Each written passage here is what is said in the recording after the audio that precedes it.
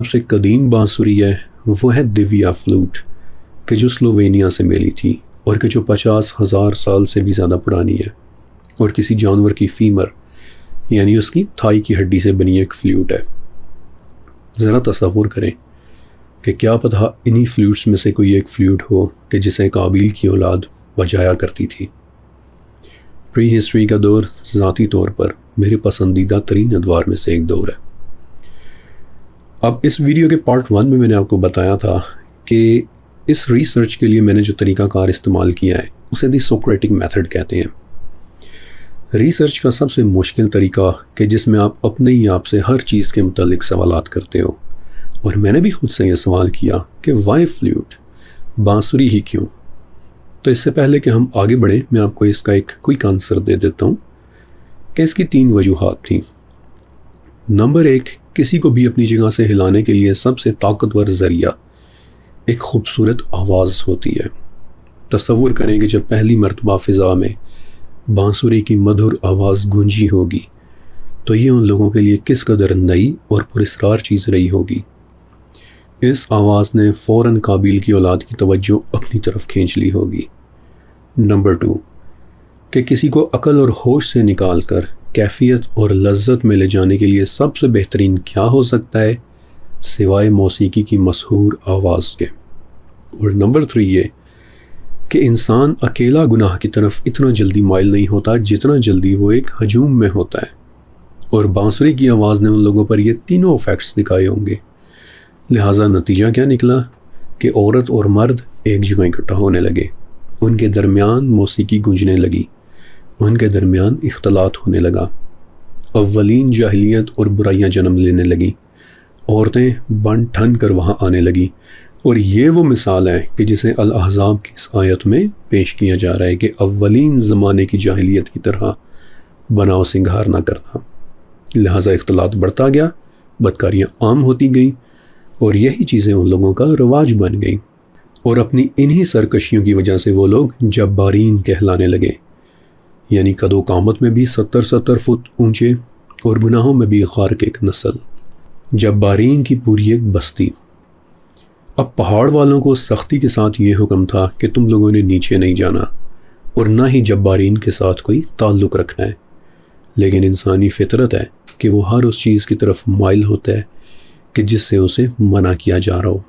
چنانچہ بالآخر پہاڑ والوں میں سے ایک نیچے اترا، یہ سب عیش و عشرت دیکھا، اور اوپر جا کر باقیوں کو بھی خبر دی کہ نیچے تو یہ سب لذتیں موجود ہیں، اور یوں باقی لوگ بھی پہاڑوں سے اتر کر نیچے میدانوں کی طرف آنے لگے، اور وہ لکیر کہ جو نیکی اور بدی کے درمیان بہت واضح تھی دھیرے دھیرے مٹنے لگی تھی۔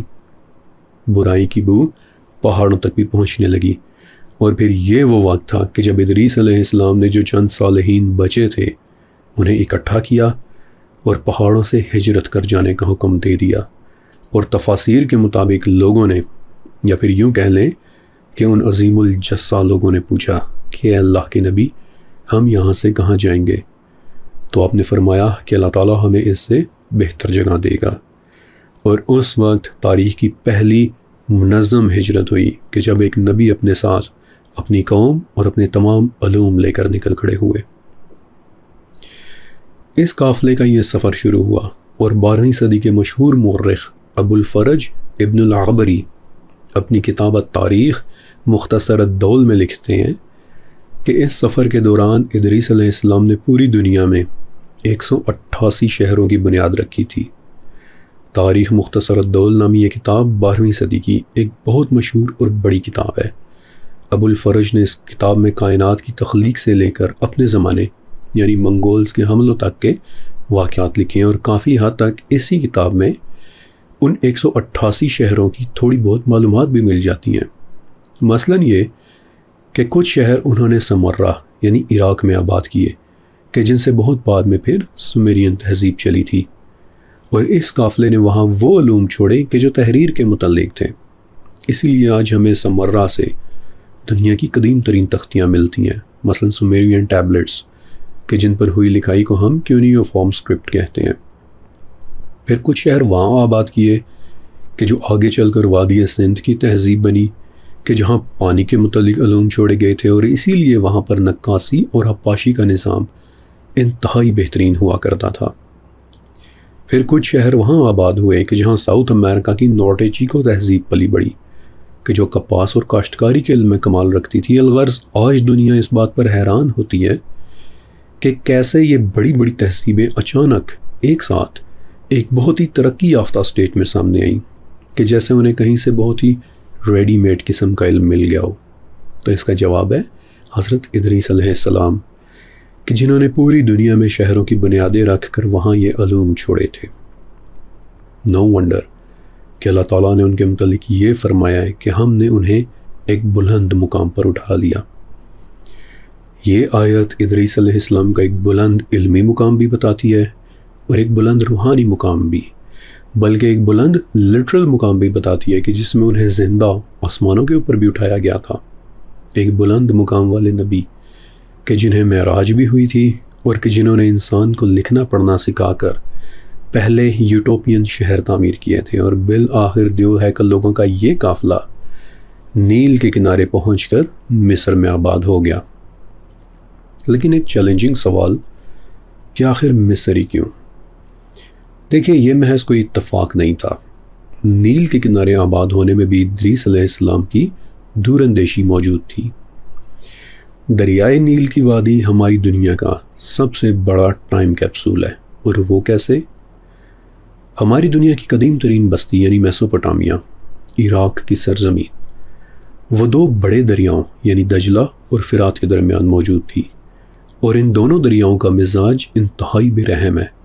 کسی بھی وقت وہاں پر سیلاب آ جاتے تھے کہ جو سب کچھ تباہ و برباد کر دیتے تھے، علوم کو اپنے ساتھ بہا کر لے جاتے تھے، جبکہ نیل کا جادو اس کے بالکل برعکس تھا۔ دریائے نیل دنیا کا وہ واحد دریا ہے کہ جس کا نظام کسی گھڑی کی سوئیوں کی طرح درست چل رہا ہے۔ اس کی اننڈیشن یعنی اس میں پانی کا انفلو سال کے ایک مخصوص وقت، ایک مخصوص مہینے اور ایک مخصوص ہفتے میں ہی ہوتا ہے، اور یہ نظام اتنا باقاعدگی کے ساتھ چل رہا تھا کہ بعد میں ایجپشنز نے اپنے کیلنڈرز تک نیل میں آتے ہوئے پانیوں کو دیکھ کر بنائے تھے۔ دوسری وجہ کہ میسوپوٹامیہ کی مٹی گیلی اور نم آلود تھی، کہ جہاں لکڑی، کپاس اور پپائرسز وغیرہ بہت جلدی گل جاتے تھے، یعنی ہر وہ چیز کہ جس پر لکھائی ہو سکتی ہے، جبکہ مصر کی آب و ہوا اس کے مقابلے میں ایک طرح کا ٹائم فریز تھی، اتنی خشک کہ آج بھی وہاں کبھی کبھار ہزاروں سال پرانی روٹیاں مکمل اور ممیفائڈ حالت میں بھی مل جاتی ہیں۔ اور ادریس علیہ السلام کہ جو قلم اور کتاب کے نبی تھے، انہیں اپنے لکھے ہوئے کو آنے والی نسلوں کے لیے محفوظ رکھنا تھا۔ اور پھر تیسری وجہ مصر کی تنہائی۔ غور سے دیکھیں کہ میسوپوٹامیہ چاروں طرف سے کھلا ہوا ہے، کوئی بھی آسانی کے ساتھ یہاں پر آ اور جا سکتا ہے، انویژن کے چانسز بہت ہی زیادہ ہیں، جبکہ دریائے نیل یہ ایک ایسی وادی ہے کہ جس کے دو طرف دیو ہیکل صحرا جبکہ تیسری طرف سمندر ہے۔ مصر ایک طرح کی نیچرل فورٹیفیکیشن تھا، اور قلم اور کتاب والے ایک نبی کو اپنے پیروکاروں کی تربیت اور ان کے ایجوکیشنل پروجیکٹس کے لیے جس امن اور سکون کی ضرورت تھی، وہ سہولت اس وقت نیل کے کنارے میسر تھی۔ پھر چوتھی وجہ پتھروں کی زبان۔ عراق میں تعمیرات اور تختیاں لکھنے کے لیے زیادہ سے زیادہ مٹی کی اینٹیں استعمال ہو سکتی تھیں، کہ جنہوں نے وقت کے ساتھ مٹ جانا تھا، ٹوٹ جانا تھا۔ آج بھی ہمیں جو سومیرین ٹیبلٹس ملتی ہیں وہ زیادہ تر ٹوٹی ہوئی ہیں، جبکہ مصر کے پہاڑ لائم سٹون اور گرینائٹ سے بنے ہوئے ہیں، اور ان پتھروں کی بہتات نے ادریس علیہ السلام اور ان کی اونچی لمبی قوم کو وہ مواقع فراہم کر دیے کہ جن سے وہ ایک ایسی عمارت بنا سکیں کہ جو ہزاروں سال کے لیے محفوظ ہو جائے۔ اور پانچویں اور آخری وجہ ایسٹرونومی۔ علم فلکیات کے لیے مصر ایک بہترین مقام تھا۔